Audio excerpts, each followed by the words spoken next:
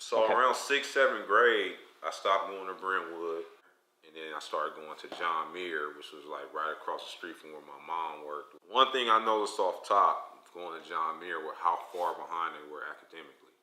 Like the things they were doing, like in the 7th, 8th grade, we were doing like in 5th grade at Brentwood. As far as like computers, science, we had a science lab there. We were taking home crayfish. I mean, oceanography. We had all type of music class. I came down here to John Muir and they was like giving us the schoolwork. I was like, what is this? Like, this is like kid work. Like, we was doing this in the 5th grade, But even then, it was like, I really didn't understand education. And I really didn't take it serious. It was kind of like, why am I here? Just go to school, finish high school. That's what my mom basically told me.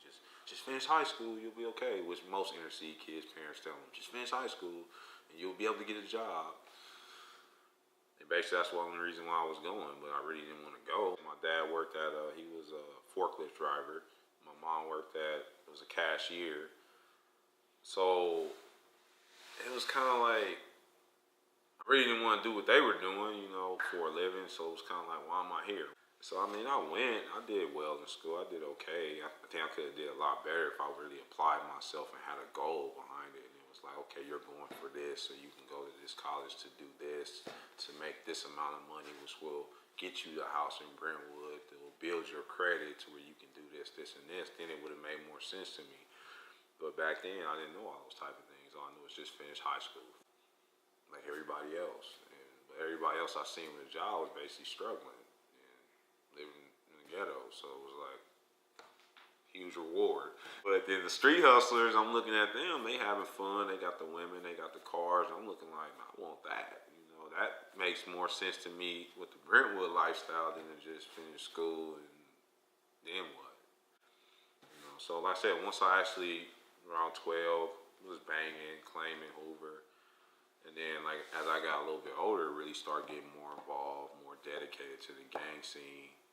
I enjoyed it. I mean, you had that loyalty, you had that family, you felt like you were part of something. You had your little close-knit friends. You guys basically had your own world. We had our own slang. We said grooves. We called money hooves, and it was like outside, you had power. You had that authority, and it was intoxicating to a certain degree.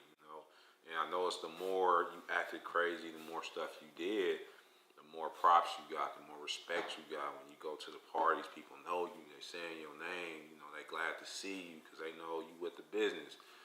And you share that same level of energy with the ones you know are like you and dedicated too. So it's like you got that bond. Then you start to feel like, man, I'm part of something now. I'm important. 13, 14 when I started really like feeling it, because at that time that's when I was actually like robbing people, sticking people up, doing little crimes. Because at first it just started off just doing little bad stuff, like just little mischievous stuff, like setting fires, making out with females, trying to have sex with females and things like that. Stealing liquor, drinking, like night train. We used to get the little cheap wine, drink it, ditch school, smoke cigarette, you be thinking you're doing something, just small stuff, which eventually it starts just building up to bigger and bigger. Then you start becoming more violent and you start doing more and more things, but just little stuff. So I say around 14 is when I went to juvenile hall for armed robbery, because I was actually in Hawthorne. We would like rob people all the time. Catch dudes coming from school and rob them. I had like a little chrome 380, you stick them up. And eventually I was walking in the Hawthorne Mall at the time, and that's when the Hawthorne police stormed in there. I always remember the story because it was me and my brother and two females. And I seen like 10 officers coming in, and I was like, oh, they about to get somebody. So I was sitting there, and they were coming for me. I didn't know. So they ended up surrounding me, pulling guns on me. I'm 14 years old, and they're like, get on the ground. And they take me upstairs, and I get identified, and they take me to jail. And now I'm in juvenile hall for armed robbery. And they end up letting me out or whatever, put me on 3 years probation, banned me from the city of Hawthorne, which I still kept going after that. But like, if we catch you over here, we're going to arrest you. And once I had that little experience, it was basically like whatever. You know, once you get the little taste, it's kind of like whatever. You know, but I was more clever. All it did was make me more clever. So basically, now I just got away with everything. So now it's like, okay, now I know what'll get me caught. So now I know what to do to prevent from getting caught.